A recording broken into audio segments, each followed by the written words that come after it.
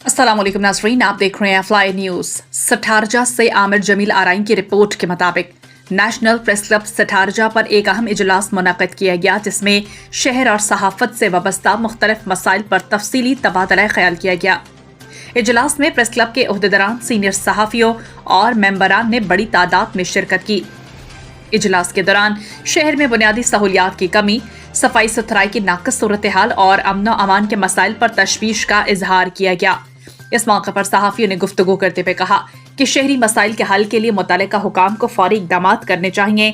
इजलास में सहाफ़ियों को दरपेश मसाइल पर भी बातचीत की गई, जिनमें मालूमात तक रसाई, तहफ़्फ़ुज़ और सहाफ़ती फ़राइज़ की अदायगी के दौरान पेश आने वाली रुकावटों का जिक्र किया गया। मुक़र्ररीन ने इस बात पर जोर दिया कि सहाफ़त मुआशरे का अहम सतून है, इससे सहाफ़ियों को महफूज और साज़गार माहौल फराहम करना रियासती इदारों की जिम्मेदारी है।